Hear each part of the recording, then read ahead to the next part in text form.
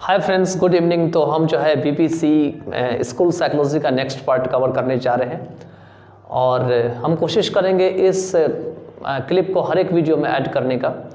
आप जो है वीडियो अच्छा लगे तो आप अपने फ्रेंड्स को शेयर कर दीजिएगा, लाइक कर दीजिएगा। अगर लाइक ना करिएगा तो शेयर ज़रूर कर दीजिएगा। और एक एक लाइन की हिंदी मीनिंग बतानी होती है तो थोड़ा टाइम लगेगा सारे कवर करने में। ये नहीं कि थोड़ा सा किए थोड़ा स्किप कर दिया, ऐसा नहीं है। और अगर हम कोई चीज़ स्किप करेंगे तो हम आपको बताते चलेंगे कि किस कारण से हम इसको रीज़न से स्किप कर रहे हैं, जो कि रिलेवेंट रहेगा, जो बिल्कुल आपसे कोई मतलब नहीं है। बहुत सारी ऐसी चीज़ें होती है जो कि इन्फॉर्मेशन इधर उधर से ऐड कर दिया, रेफरेंस होती है बहुत सारी चीज़ें। तो रेफरेंस को आप एक्सप्लेन करके जो है बहुत मच आप उसमें बेटर नहीं कर पाइएगा अभी के लेवल में। जब तक आपको इतना नहीं आएगा, इतना आ जाएगा उसके बाद तो आप रेफरेंस भी कर लीजिएगा, कोई दिक्कत नहीं है।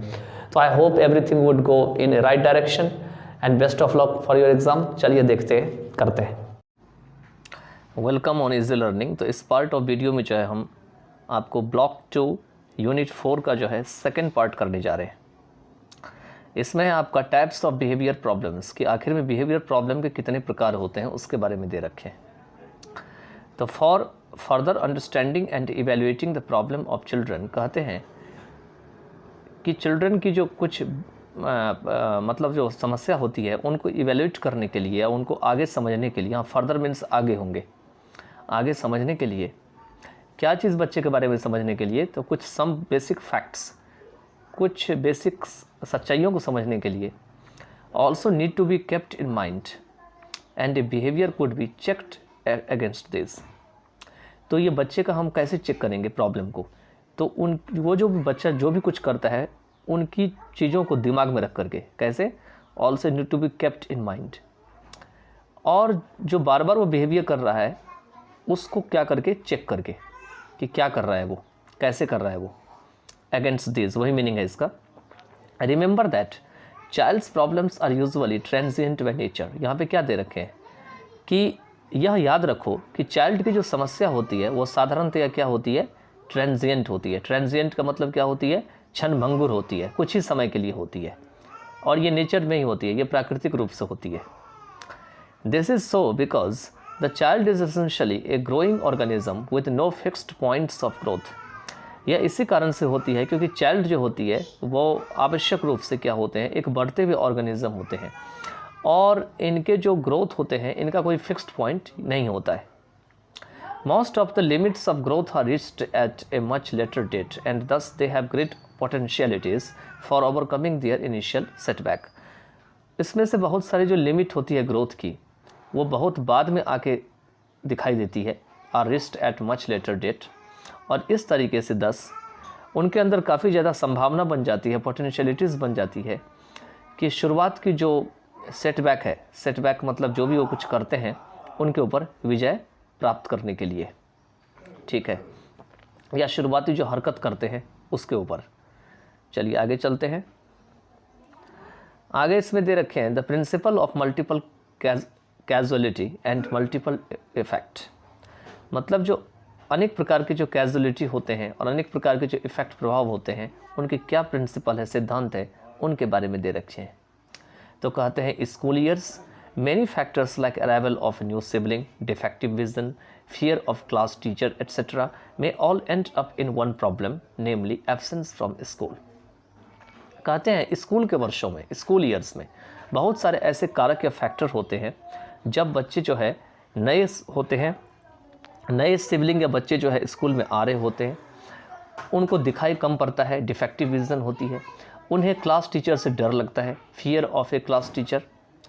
ये सभी जो है सारी प्रॉब्लम जो है एक ही जगह के ख़त्म होती है, और वो ये होती है कि वो स्कूल से एब्सेंट हो जाता है या स्कूल में दिखाई नहीं पड़ता है। Again one psychological factor like intense parental quarreling at home may be expressed in numerous forms of behaviour problems, that is nail biting, headache, quarrelsomeness at school and bed wetting. कहते हैं फिर से यहाँ पे बताया गया है कि एक जो साइकोलॉजिकल फैक्टर है जो काफ़ी गहरा जो है प्रभाव पड़ता है बच्चों के ऊपर, वो है कि अगर माता पिता आपस में घर पे क्या होते हैं, होम पर में क्वारल करते हैं, झगड़ रहे होते हैं, तो इस चीज़ को जो है कई तरीके से ये सारी चीज़ें जो है बिहेवियर प्रॉब्लम में आ जाती है, और इसे कई तरीके से क्या होती है बिहेवियर प्रॉब्लम्स में दिखाई देती है। और ऐसे में बच्चे क्या करते हैं, अपने नेल को काटने लगते हैं, हेडेक मतलब उनके सिर में दर्द होने लगता है और वो झगड़ालू बन जाते हैं, क्वारल समनेस हो जाती है उसमें। स्कूल में भी वही हरकत करने लगते हैं, वही कह रहे हैं क्वारल समनेस एट स्कूल। और बेड वेटिंग मतलब बेड पे जो है उनको टॉयलेट या जो पेशाब करने की जो बीमारी है वो भी हो जाती है। चलिए आगे चलते हैं। आगे दे रखे हैं इसमें कि the pace of growth and development. अगर आप ग्रोथ और डेवलपमेंट की जो कदम देखेंगे या जो स्केल देखेंगे, पेस, उसके बारे में दे रखे हैं। तो ये जो ग्रोथ और डेवलपमेंट की जो पेस है इन स्केलेटल मतलब कंकाल तंत्र जो होते हैं हमारी बॉडी में, लोकोमोटर मतलब जैसे हाथ पैर चलाते हैं सारे लोकोमोटर में आते हैं, सोशल मतलब सामाजिक, इमोशनल मतलब जो आपको भाव से संबंधित है, और जो बुद्धिजीवी हैं, बौद्धिक हैं, इंटेलेक्चुअल हैं, field do not run exactly parallel. ये सारी चीज़ें जो है बच्चों में एक साथ नहीं होती है, वही कह रहे हैं do not run exactly parallel. Run मतलब जाना, गुजरना। Limit of physical growth is usually reached in about 25 years.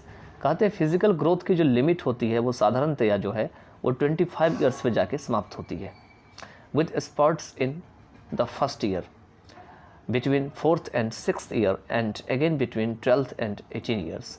और इनके अंदर में एक नया जो है वो स्पिरिट या स्पर्ट्स होता है। पहला जो है ये इनको 4th और 6th ईयर में दिखाई पड़ता है और दोबारा इन्हें 12 से 18 ईयर्स के बीच दिखाई पड़ता है। Intellect grows rapidly during initial 4 to 5 years and then slowly to reach the peak between 16 and 18 years। कहते हैं बौद्धिक जो क्षमता है, वृद्धि है बढ़ने की, वो लगातार या बहुत तेज़ी से रैपिडली शुरुआत के जो 4 से 5 वर्ष होते हैं बच्चों के, उनमें जो है बढ़ती है और ये धीरे धीरे जा कर के 16 और 18 ईयर्स के एज के जब बीच होते हैं तब ये पीक पे जाके ख़त्म हो जाती है। मतलब इतने ईयर्स पे जाने के बाद ये कम हो जाती है, ख़त्म तो नहीं कर सकते लेकिन कम हो जाती है। Emotional growth is rapid in the first 5 years. इसी तरीके से इमोशनल ग्रोथ जो होती है पहले 5 वर्षों में बहुत तेज़ होती है बच्चों की। बच्चे के अंदर इमोशन बहुत होता है, बहुत तेज़ी से रोने लगता है, हंसने लगता है, ये सब सारी चीज़ें जो है ये इमोशन में आते हैं। And then at the onset of adolescence, और जब वो एडोलेसेंस होते हैं, वयस्क होते हैं, तो उनके आने पर, ऑनसेट मतलब आने पर, and again around 25 years of age, और दोबारा जब उनकी एज 25 ईयर्स होती है तो उस समय। But emotional maturity is achieved very slowly around 35 years of age. लेकिन कहते हैं इमोशनल मैच्योरिटी जो है वो धीरे धीरे जो है अचीव होती है, बहुत आराम से अचीव होती है, और ये लगभग 35 ईयर्स की एज तक जो है बरकरार रहती है या लगभग बनी रहती है।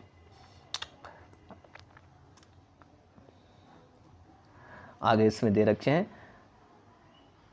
कि ए चाइल्ड ऑफ 4 ईयर्स में show skeleton growth of A 4 year old, social development of A 3 year old child. कहते हैं एक चाइल्ड जिसकी उम्र 4 ईयर है वो जो है स्केलेटल ग्रोथ दिखा सकते हैं एक 4 ईयर ओल्ड की तरह, और जो सोशल डेवलपमेंट होती है उनकी 3 ईयर ओल्ड जो चाइल्ड होती है उनकी तरह।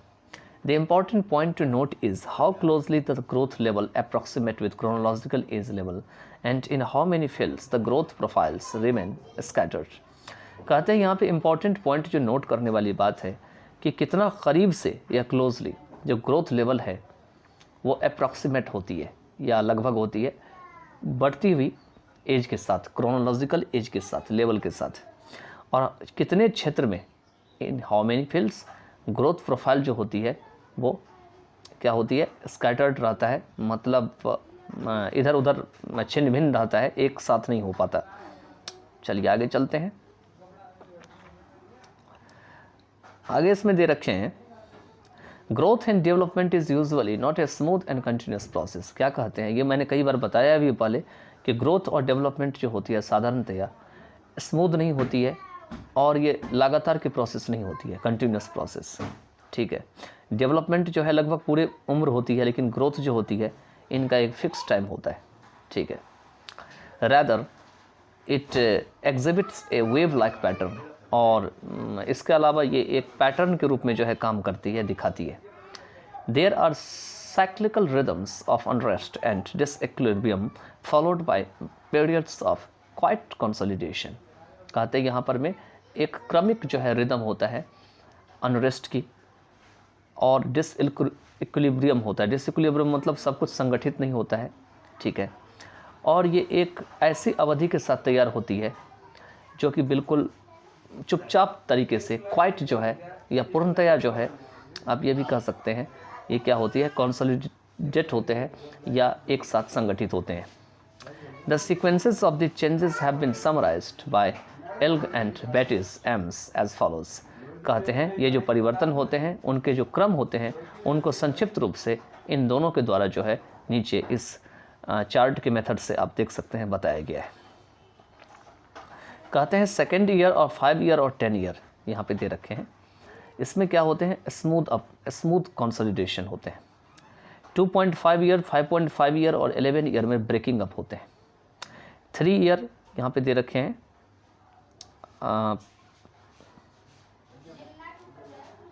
3 ईयर, 6.5 ईयर्स और 12 ईयर में राउंडेड और बैलेंस्ड होते हैं।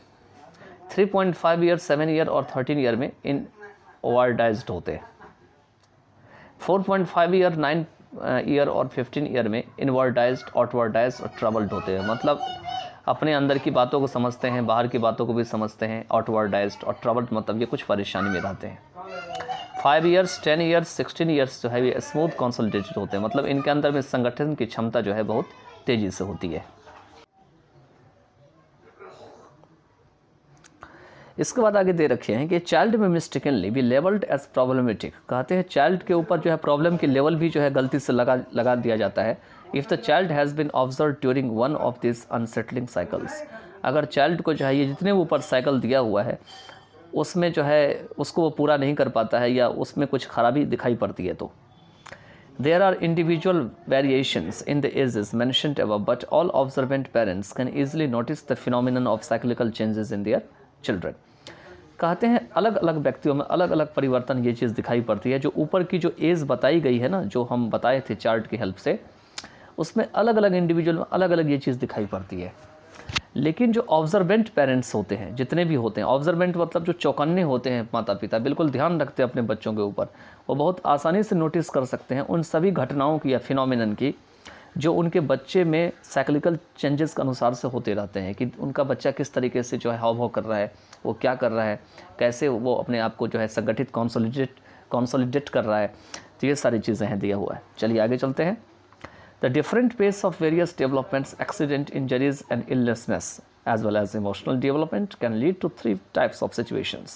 कहते हैं अलग अलग प्रकार की जो डेवलपमेंट की जो अलग अलग तरीके हैं या पेस हैं, एक्सीडेंट्स हैं, इंजरीज़ हैं और बीमारी है, साथ साथ जो इमोशनल डेवलपमेंट है वो खास करके 3 सिचुएशन को जन्म दे सकती है। Can lead to 3 types of situations. और वो 3 सिचुएशन क्या है उसके बारे में इसमें दे रखे हैं। देखिए कहते हैं अगर ये ऐसी सारी चीज़ें होती है जो ऊपर दे रख, तो अगर ये सारी चीज़ें होती है तो क्या क्या हो सकता है। तो अगर ये सारी चीज़ें होती है, अगर एक्सीडेंट, इंजरीज़, इलनेसनेस, साथ में अगर इमोशनल डेवलपमेंट वगैरह होती है, तो इससे 3 तरह के जो है सिचुएशन को जन्म दिया जा सकता है। पहला तो होता है अनइवन डेवलपमेंट, डेवलपमेंट बराबर तरीके से नहीं होता है। Arrested development, temporary lag and. Arrested development का मतलब काफ़ी जो है डेवलपमेंट पीछे छूट जाता है, वो समय के अनुसार से डेवलप नहीं कर पाता। यहाँ पर अरेस्ट मतलब गिरफ्तार नहीं होगा, ध्यान रखना। डिफेक्टिव डेवलपमेंट मतलब जब डेवलपमेंट होती है उनके अंदर खराबी दिखाई पड़ती है और उनमें डिसेबिलिटी जैसी चीज़ों को देखा जाता है। एंड्योरिंग डिसेबिलिटी मतलब डिसेबिलिटी तो होती है ऐसे बच्चों में, लेकिन फिर भी वो उसको लेके आगे चलता रहता है, उसको झेलता रहता है। अब देखिए आगे दे रखा है 4.4 में दे रखे हैं आपके uneven development. A child of 9 years may be all right in his physical development. कहते हैं अगर कोई 9 साल का बच्चा है तो फिजिकल डेवलपमेंट तो बिल्कुल ठीक ठाक हो सकता है, but intellectually he may be like a 11 year old. लेकिन अगर बौद्धिक क्षमता की बात करें तो उस रूप से अगर देखा जाए, इंटेलेक्चुअली देखा जाए, तो वह जो है 11 ईयर जो ओल्ड होते हैं उनकी तरह हो सकते हैं। But socially may be like a 7 year old. लेकिन अगर सोसाइटी के हिसाब से देखा जाए तो ऐसा लगता है कि वो 7 ईयर्स का है, ठीक है। और अगर इमोशनली देखा जाए यहाँ पर में, तो may be have emotionally like a 6 years old कहते हैं कि 6 ईयर्स ओल्ड का, तो इमोशनली जो है वो 6 ईयर्स ओल्ड का जो है दिखाई पड़ सकता है। This wide scatter may be particularly evident during one of the unsettling cycles and may also be caused by a variety of reasons। कहते हैं ये बहुत जो अलग अलग टाइप की जो ये मतलब जो चीज़ें हैं, इमोशनली अलग है, इंटेलेक्चुअली अलग है, तो उसी को स्कैटर कहा गया है, वाइड स्कैटर कहा गया है। कहते हैं ये सब खास करके प्रत्यक्ष होते हैं, एविडेंट होते हैं during one of the unsettling cycles, जब साइकिल बिल्कुल बराबर तरीके से नहीं चल पाता है, अनसेटलिंग हो जाता है, and may also be caused by variety of reasons, और ये सब सारी चीज़ें बहुत और भी कारणों से हो सकती है। ठीक है, इसमें से इंजरीज़ दे रखा है, हेड इंजरीज़ दे रखा है, एक्सीडेंट दे रखा है, ये सब कुछ कारण दे रखे हैं जिसके कारण से अनसेटलिंग साइकिल्स भी बन सकता है यहाँ पे। तो कहते हैं वन नीड नॉट पैनिक अनड्यूअली, और कहते हैं बिना किसी बात विचार को जो है किसी को डरने की ज़रूरत नहीं है। यहाँ पे वन का मतलब व्यक्ति होगा, एक नहीं होगा। इसके बाद है given enough time, encouragement and programmed opportunities for learning the child may catch up with the average growth levels by 12 years of age. कहते हैं अगर पर्याप्त तरीके से समय दिया जाए, उनको एनकरेजमेंट दिया जाए, उनको ढाढ़स बढ़ाया जाए, उनके अंदर हिम्मत बढ़ाया जाए, और सीखने के लिए एक नियोजित जो है अपॉर्चुनिटी तैयार किया जाए, प्रोग्राम्ड अपॉर्चुनिटीज़ तैयार किया जाए, तो चाइल्ड जो होते हैं वो क्या है कि जब वो 12 ईयर्स की एज तक में आते हैं तो उनके अंदर में एवरेज ग्रोथ लेवल जो है वो पकड़ सकता है, मतलब उतना उसके अंदर उनकी जो ग्रोथ है वो दिखाई पड़ सकती है। आगे एक बात और कह रखा है इसमें, provided of course the intellectual growth of the child does not suffer, लेकिन इस शर्त पे ये सारी चीज़ें हो सकती हैं, प्रोवाइडेड बशर्ते इस पे हो सकती है, इस शर्त पे हो सकता है कि इंटेलेक्चुअल जो ग्रोथ है चाइल्ड की वो मतलब प्रभावित ना हो, सफ़र ना हो। चलिए आगे चलते हैं।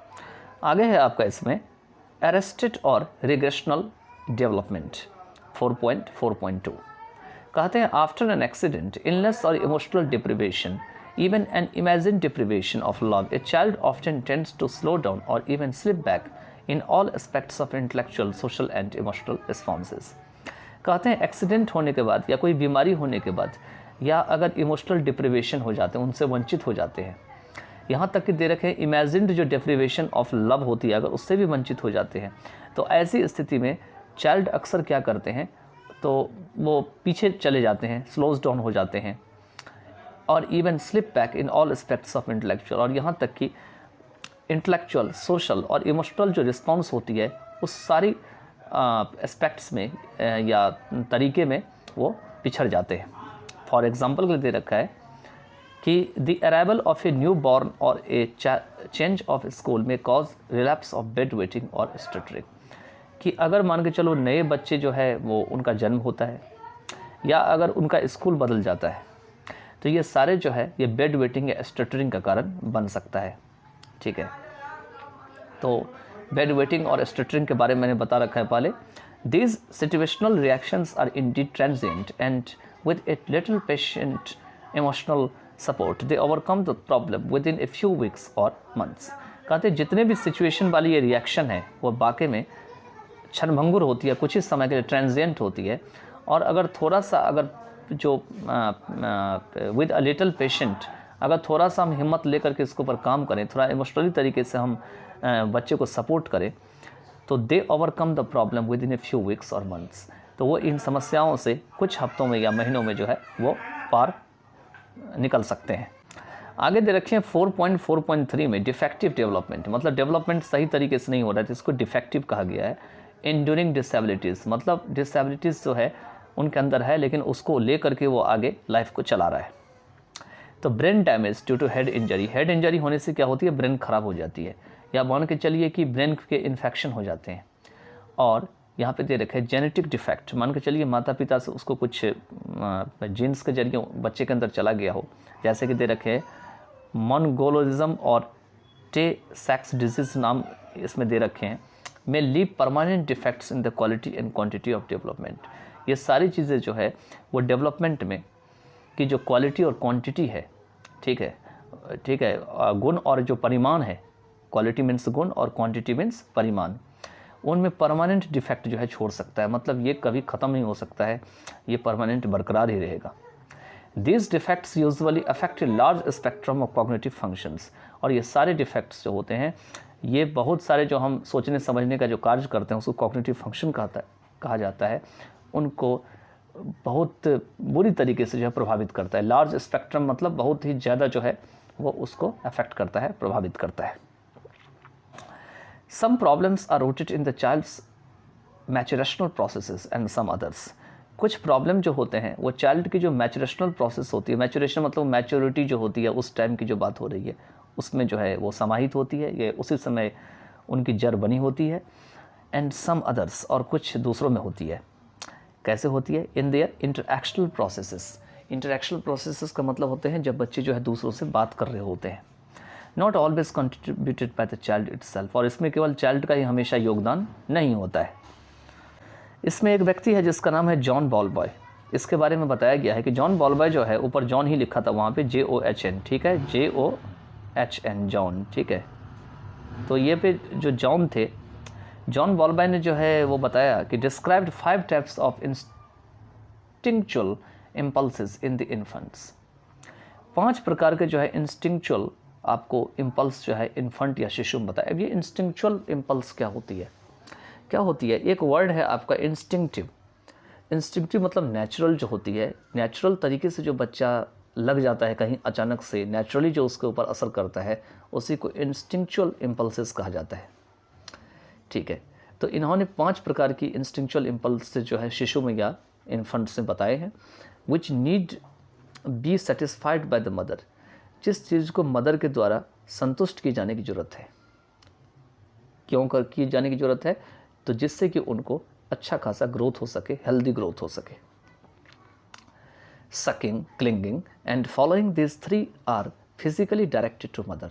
कहते हैं अगर मान के चलिए अंगूठा चूसता है या माँ से अचानक से गले से लिपट जाता है, उसको क्लिंगिंग कहा जाता है, या हाथ ऐसे करके पकड़ लेता है तो उसको क्लास्प कहा जाता है। और ये जितने भी ये तीनों होते हैं, आर फॉलोइंग दीज 3, ये सीधा सीधा जो है मदर की जो फिज़िकल मतलब मदर की जो बॉडी होती है उनसे कनेक्टेड होती है, क्योंकि जो बच्चे होते हैं वो सीधा जो है मम्मी को तरफ इशारा करके उसको पकड़ता है। और उस समय क्या होता है, वो वाइल क्राइंग एंड स्माइलिंग, जबकि कह रहे हैं जब वो रो रहे होते हैं या हंस रहे होते हैं, रिस्पॉन्सेज आर इंटेंडेड टू, यहाँ पे दे रखे हैं, induce reactions in the mother. मतलब जब क्राई कर रहे होते हैं या स्माइल कर रहे होते हैं, ये ऐसे रिस्पॉन्स होते हैं, इस रिस्पॉन्स से उम्मीद की जाती है, इंटेंट की जाती है, या इनका इरादा बन जाता है बच्चे का कि to induce reactions in the mother, कि मदर के अंदर में जो रिएक्शन है उनको वो छोड़ सके या इंड्यूस कर सके। Unfortunately over this latter 2 reactions, latter का मतलब बाद के, कहते हैं दुर्भाग्यवश बाद के जो 2 रिएक्शन है, कौन कौन से 2 रिएक्शन है, क्राइंग और स्माइलिंग के बारे में बताया गया है। The child has little control, इनके ऊपर बच्चों का नहीं के बराबर कंट्रोल होता है। लिटिल लगा रखा है तो नहीं के बराबर है। If either of these 2 sets of responses is not satisfied, the child develops tension, primary anxiety। कहते हैं अगर इन दोनों सेट जो रिस्पॉन्सेज हैं उनसे जो है अगर सेटिस्फाइड नहीं होते हैं, मतलब जो ऊपर दे गए हैं, एक तो क्राइंग और स्माइलिंग है उसके बारे में दे रखे हैं, तो चाइल्ड के अंदर क्या होता है, टेंशन पैदा हो जाता है, डेवलप्स टेंशन, इसको प्राइमरी एंग्जाइटी नाम दिया गया है। आगे जॉन बॉय कहते हैं, तो John Bowlby has also shown convincingly that sudden deprivation of maternal love within the first 5 years of life, loss और separation of parent may permanently alter the child's emotional responsiveness to other human beings. देखिए ये आपने regular daily life में भी देखा होगा, बहुत सारी चीज़ अपनी लाइफ में भी, जो बहुत सारे आप सब में से बहुत सारे इस चीज़ को फेस किया होगा। जैसे जॉन बॉलबॉय यहाँ बताना चाहते हैं, उन्होंने कन्विंस करते हुए इस बात को वो दिखाए हैं हमको, मतलब प्रतीत कराते हुए कि अचानक से मान के चलिए अगर माता का लव सडन डिप्रिवेशन हो जाए, माता का लव अगर बच्चा वंचित हो जाए, अचानक से वंचित हो जाए, उसी को सडन डिप्रिवेशन कहा जाता है। और ये कब हो, शुरुआत के 5 वर्षों में, बच्चे की जो ज़िंदगी होती है उसके शुरुआत के 5 वर्षों में, या माता पिता उसके समाप्त हो जाए, ख़त्म हो जाए, या पेरेंट्स से वो अलग हो जाए, सेपरेशन ऑफ पेरेंट्स, तो may permanently alter the child's emotional responsiveness to other human beings. तो ये हो सकता है कि ये अस्थायी रूप से या परमानेंटली रूप से जो है चाइल्ड की जो इमोशनल रिस्पॉन्स है वो किसी और ह्यूमन बीइंग की तरफ आकर्षित हो जाए, क्योंकि माता पिता तो रहेंगे नहीं, तो कोई उनके आसपास कोई आदमी रहेगा या उनके रिश्तेदार रहेंगे, उनकी तरफ उनका आकर्षण बन जाता है। और ये जितने क्राइंग और जो स्माइलिंग वाले जो इमोशनल रिस्पॉन्स है, अब ये बच्चा क्या करता है, अपने पेरेंट मदर फादर को छोड़ करके अब दूसरे ह्यूमन बीइंग पे दिखाना शुरू कर देता है। तो चलिए, ये चीज़ वहीं पे काम करती है जब कोई छोटा बच्चा को कोई गोद ले लेता है तो वो अपने माता पिता को भूल जाता है कुछ दिनों के बाद, और वो उसी व्यक्ति के साथ जो है रहना अच्छे से शुरू कर देता है। आगे दे रखे हैं इसमें कि the child's language development and capacities for abstraction are somewhat limited in its ability to find substitute gratifications being very circumscribed. कहते हैं कि चाइल्ड की जो लैंग्वेज डेवलपमेंट होती है और कैपेसिटी होती है किसी खास चीज़ या एब्स्ट्रैक्शन के लिए, ये कुछ लिमिट होती है, समवॉट लिमिटेड, और इनकी जो क्षमता होती है, एबिलिटी होती है सब्स्टिट्यूट ग्रेटिफिकेशन के लिए। सब्स्टिट्यूट ग्रेटिफिकेशन का मतलब हुआ कि सपोज करिए आपने बच्चे के हाथ में खिलौना दे दिया, ठीक है, और आपको ऐसा लगता है कि नहीं खिलौना तोड़ देगा बच्चा, तो आप क्या करते हैं, खिलौना छीन लेते हैं उससे। तो बच्चा क्या करता है, खिलौना की तरफ भागने लगता है, ठीक है, टॉय की तरफ भागने लगता है। और थोड़ी देर के बाद क्या होता है कि कुछ देर रोता है, बिलखता है, लेकिन उसको वो टॉय खिलौना नहीं मिल पाता है। तो बच्चा क्या करता है, खिलौने के बदले कुछ और चीज़ ढूंढ लेता है खेलने के लिए।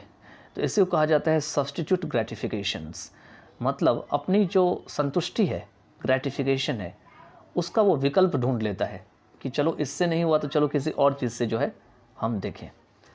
बीइंग वेरी सर्कमस्क्राइब्ड, मतलब इससे जो है ये नियमित तरीके से, सर्कमस्क्राइब्ड मीन्स जो है अपने अंदर जो है उतार लेते हैं।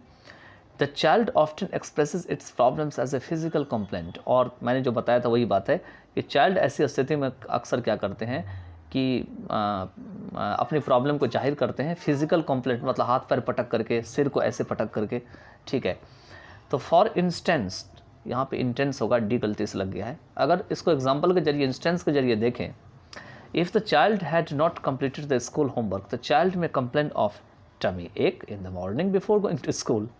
बहुत मज़ेदार बात कही है कि अगर मान के चलिए किसी बच्चे ने अपना स्कूल का होमवर्क पूरा नहीं किया था, तो चाइल्ड जो है वो स्कूल जाने से पहले सुबह में, in the morning before going to school, वो कह सकते हैं कि मम्मी हमें थोड़ा सा जो है पेट में हल्का सा दर्द कर रहा है। टमी एक मतलब हल्का फल्का दर्द करना, बहाना होता है ये सब स्कूल नहीं जाने का।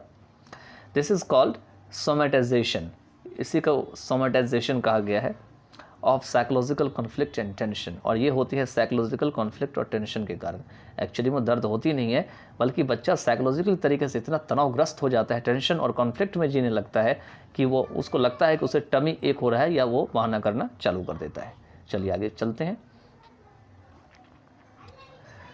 आगे दे रखे हैं इसमें, many a times child exhibiting behaviours like bedwetting, stomach ache, tension headache, breathing difficulty is rushed to a doctor for checking the physical symptom, but which may be due to or as a result psychological factors like anxiety, tension, parent quarrel। वही बात है, parental quarrel, वही सारी चीज़ जो बताया था वही है, इसमें थोड़ा सा और आगे करके बढ़ा के दे दिया है।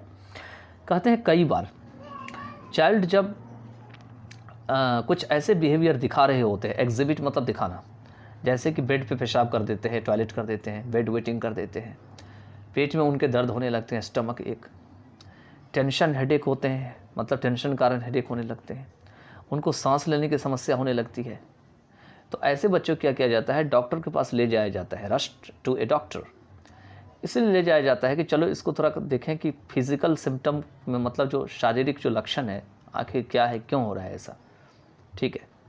But which may be due to और a result of psychological factor, लेकिन हो सकता है ये साइकोलॉजिकल जो फैक्टर होते हैं जिसमें बच्चे तनावग्रस्त, चिंता में जीते हैं, एंग्जाइटी में जीते हैं, टेंशन में जीते हैं, या माता पिता के बीच बार बार झगड़ा हो रहा है, तो उसके कारण से भी इनके अंदर जो है ये सारी चीज़ें हो सकती है। तो ज़रूरी नहीं है कि ये जितने भी ऊपर बेड वेटिंग या स्टमक एक, टेंशन, हेडेक जो दे रखा है वो केवल जो है रियल में होते हैं, बल्कि और ऐसा पॉसिबल है कि डॉक्टर के पास ले जाने से उसका सिम्टम बिल्कुल नेचुरली दिखाई देगा, बल्कि ये सब जो है साइकोलॉजिकल फैक्टर्स के कारण भी हो सकते हैं। तो साइकोलॉजिकल फैक्टर क्या करते हैं, बहुत बड़ा इंपॉर्टेंट रोल यहाँ पे प्ले करते हैं। चलिए आगे चलते हैं। आगे है 4.4, ये लास्ट है इस पार्ट ऑफ वीडियो का। इसमें दे रखे हैं बिहेवियर प्रॉब्लम्स इन चिल्ड्रन, कि चिल्ड्रन के अंदर बिहेवियर प्रॉब्लम। ठीक है, अब क्या क्या बिहेवियर प्रॉब्लम होती है बच्चे के अंदर में वो दे रखा है। In the school setting children exhibit several behaviour problem. कहते हैं स्कूल में जब वो जा रहे होते हैं, स्कूल के लिए जब वो उसको तैयार किया जा रहा होता है, या इस क्लासरूम में जब उसको बिठाया जाता है, तो सारी चीज़ें इसी में आती है। ठीक है, तो उस समय क्या होते हैं, जो बच्चे होते हैं उसमें वो बहुत तरह के बिहेवियर जो है दिखाते हैं लोगों को। अब क्या क्या बिहेवियर दिखाते हैं देखिए। Some of the common ones are, और इनमें से कुछ जो वन, यहाँ वन जो है बिहेवियर के लाया है, इसमें से जो कुछ जो बिहेवियर है वो आपको कॉमन है जो नीचे दिए गए। पहला तो है टेम्पर टेंट्रम्स। अब देखिए टेम्पर टेंट्रम क्या होते हैं। These are characterised by behaviours, ये ऐसे बिहेवियर के लक्षण होते हैं सच एज शॉटिंग, जैसे कि चिल्लाना, स्क्रीमिंग, चीखना, at the top of his voice, मतलब पूरी अपनी वॉइस से जोर लगा करके, क्राइंग, चिल्लाना। उसके बाद थ्रोइंग थिंग्स, अगर आसपास में कुछ आजू बाजू कुछ मिल गया तो उठा के फेंक दिया उसको। किकिंग, लात मार दिया अपने पैर से। स्टैम्पिंग द फुट, या पैर पटकने लगा। स्टैम्प मतलब पटकना, किस पे, फ्लोर पे। व्हेन एंग्री, जब वो गुस्सा हो जाते हैं, तो इसी को टेम्पर टेंट्रम्स कहा जाता है। अगर आप ये एक वर्ड याद रखते हैं ना यहाँ पे टेम्पर टेंट्रम, तो भी आपको ये सारी चीज़ें याद हो जाएगी। ठीक है, तो मेन क्या होती है, इसके जो हेडिंग्स है उसको याद रखना बहुत ज़रूरी होता है। और जो मैं एक्सप्लेन करता हूँ वो तो है ही है, वो है आपको एग्ज़ाम में क्या होते हैं, क्वेश्चन जो है एक बहुत सारे वर्ड्स में लिखने होते हैं, तो आपके पास जब आइडिया आएंगे तभी आप उसको लिख सकते हैं। ठीक है, लेकिन मेन जो आपको दे रखे हैं इसमें हेडिंग्स दे रखे हैं, जिसमें इसको आगे आपको डील अप कर रखा है, एक्सप्लेन कर रखा है। तो आपको हेडिंग याद अगर होता है तो इसके साथ आपको ये भी याद जल्दी हो जाएगा एग्ज़ाम में। चलिए आगे चलते हैं।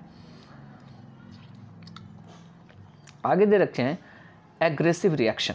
एग्रेसिव रिएक्शन क्या होते हैं, are characterised by hostile disobedience.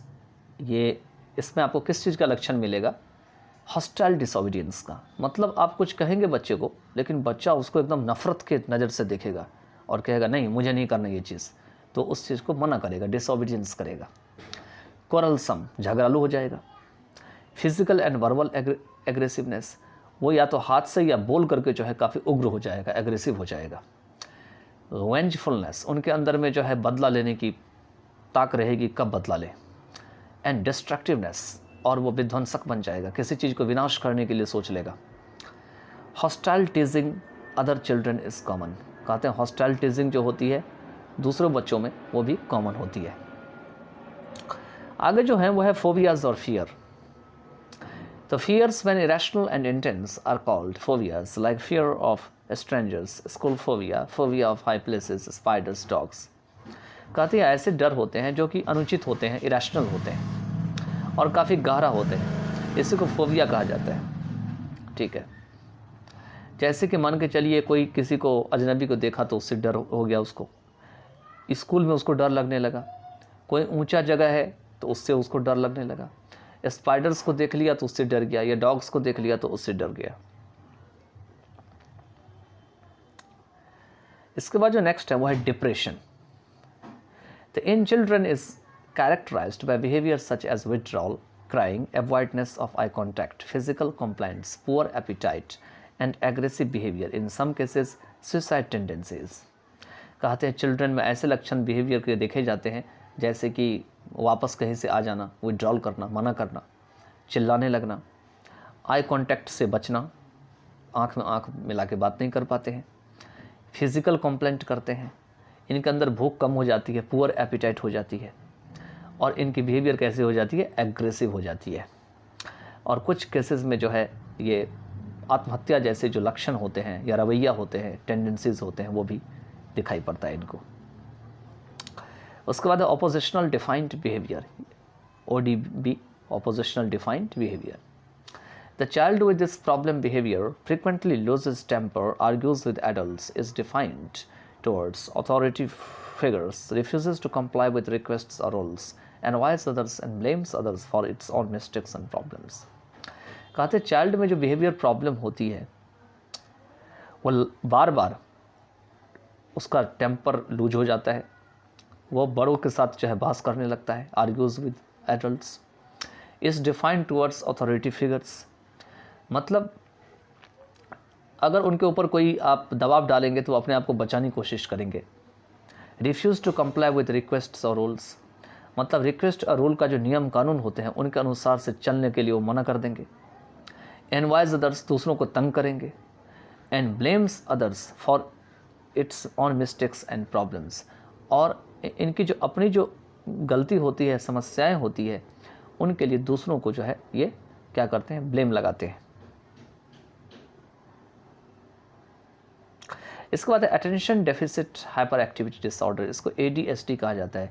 खास करके BPC में जो आपको 14 वाला एक है ब्लॉक, इसमें आपको एक सब्जेक्ट है इसमें जिसको साइकोपैथोलॉजी कहा जाता है। इसमें आपको जो है ये चीज़ आपको ज़्यादा देखने को मिलेंगे, ठीक है। इसमें attention deficit hyper activity disorder के बाद है आपके अटेंशन प्रॉब्लम। अब ये अटेंशन प्रॉब्लम क्या होती है, तो this is characterised by the child's difficulty to keep attention focused on task and thus this lack of attention interferes with the child's learning.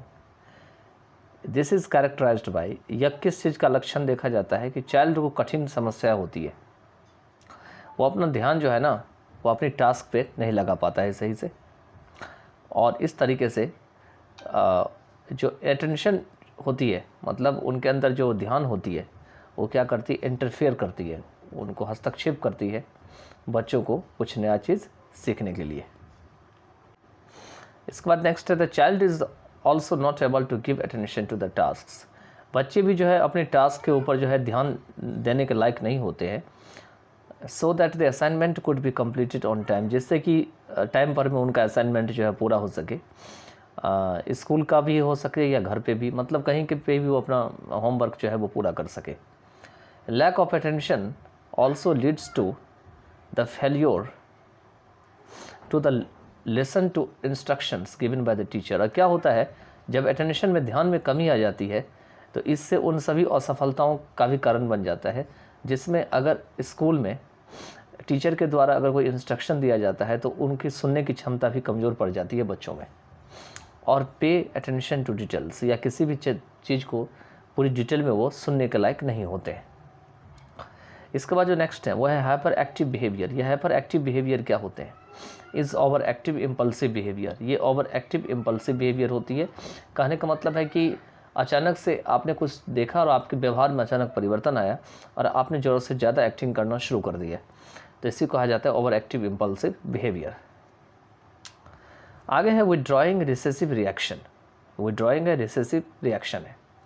This is characterised by exclusiveness, detachment, sensitivity, shyness, timidity and a general inability to form close interpersonal relationships. इसमें किस चीज़ का लक्षण देखा जाता है, तो exclusiveness, मतलब वो अपना निजी चीज़ें को अपने पास रखना चाहता है।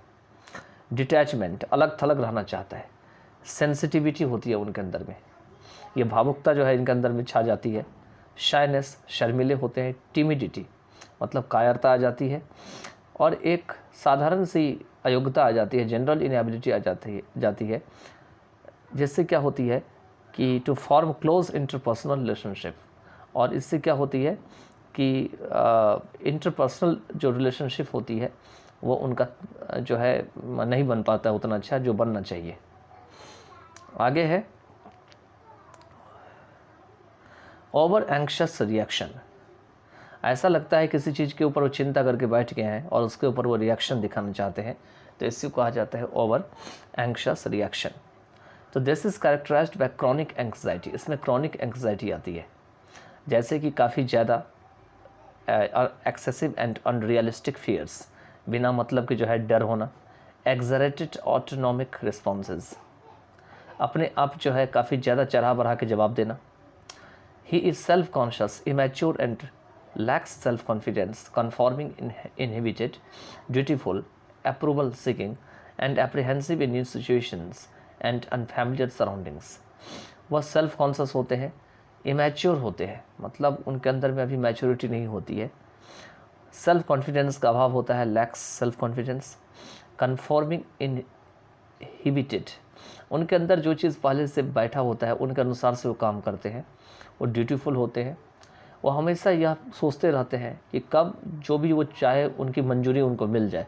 इसी को कहा जाता है approval seeking and apprehensive in new situations. और नई स्थिति में जब उनको नया सिचुएशन से पाला पड़ता है तो उसमें भी वो शक उनके अंदर पैदा होता है, या ऐसे माहौल मिलते हैं, अनफैमिलियर सराउंडिंग्स मिलते हैं जहाँ पे वो पहले से नहीं गए हैं या जहाँ से वो पहले से अवगत नहीं हुए हैं। इसके बाद जो नेक्स्ट है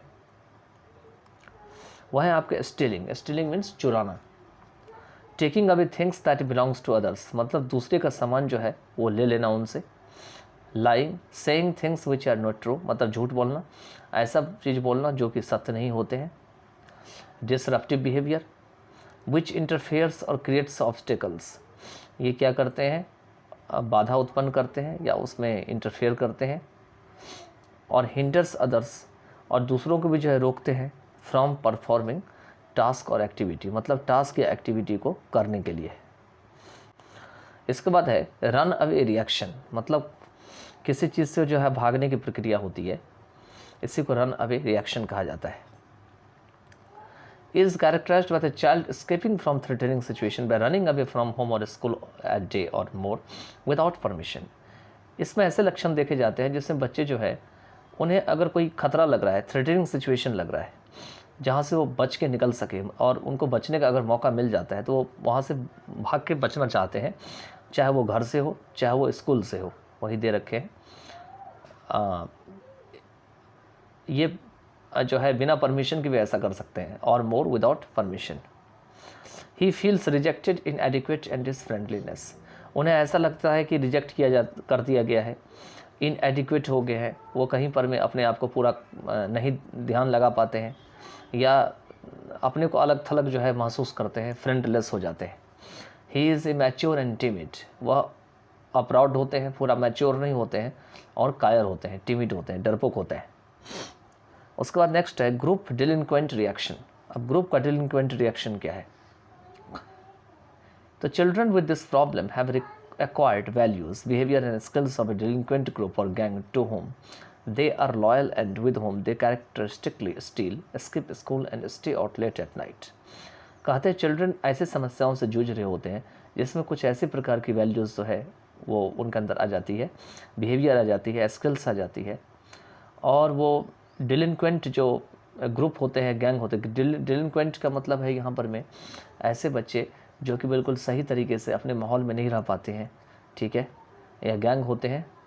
to whom they are loyal, तो ये भी बच्चे ऐसे होते हैं जो इस डिलिंक्वेंट ग्रुप या गैंग के हिस्से बन जाते हैं, उनके प्रति वफादार बन जाते हैं, और जिनके साथ वो मिलजुल करके कैरेक्टरिस्टिकली क्या करते हैं, चोरी करते हैं, स्कूल कंटिन्यू नहीं जाते हैं, स्किप कर देते हैं स्कूल को, या रात को जो है देर रात तक वो बाहर जो है रहना पसंद करते हैं। Amongst the children shop lifting is also common, और इन बच्चों में जो है शॉप लिफ्टिंग जो है वो कॉमन होते हैं, ठीक है। चलिए आगे चलते हैं।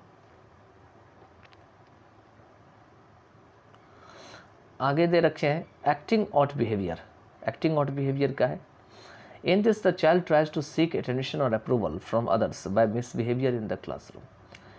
और इसमें क्या करते हैं बच्चे, तो क्या करते हैं, तो अटेंशन की तलाश करते हैं या अप्रूवल की तलाश करते हैं दूसरों से। मतलब दूसरा जो है वो उनको मंजूरी दे कोई काम करने के लिए, by misbehaviour in the classroom. और वो कैसा करके करते हैं कि क्लासरूम में मिसबिहेवियर के द्वारा करते हैं। आजकल के जो स्कूल में इस तरह के बच्चे आपको ज़्यादातर मिल जाएंगे, मिसबिहेव करके जो है चाहते हैं हम अपने काम को जो है पूरा कर लें। आगे है it is common for children to violate और ब्रेक रूल्स और मिसबिहेव। कहते हैं इन बच्चों के लिए जो है ये कॉमन हो जाता है कि वो नियम कानून को तोड़ते हैं, उनको वायलेट उल्लंघन करते हैं या मिसबिहेव करते हैं। But some display patterns of negativity, hostility and defiance that are frequent, intense and disruptive then the norms. लेकिन इनमें से कुछ ऐसे होते हैं जो नेगेटिविटी, हॉस्टिलिटी दिखाते हैं एंड डिफाइंस, और डिफाइंस दिखाते हैं। नेगेटिविटी, हॉस्टिलिटी का मतलब होता है ऐसा लगता है उनके अंदर जो है वो दुश्मनी या शत्रुता का जो लक्षण है वो नहीं पाया जाता है, या एंड डिफाइंस भी यहाँ पे कहा गया है। डिफाइंस का मतलब है कि वो अपने आप को जो है अपनी तरफ से हमेशा जो है बचाव की कोशिश करते हैं, और ये चीज़ इनके अंदर फ्रीक्वेंट होती है, कई बार देखी जाती है, बहुत गहरे रूप से होती है, इंटेंस होती है, and disruptive than the norms, और ये बहुत ही डिसरप्टिव होती है, कभी भी हो सकती है, मतलब साधारण की तुलना में, दैन द नॉर्म्स।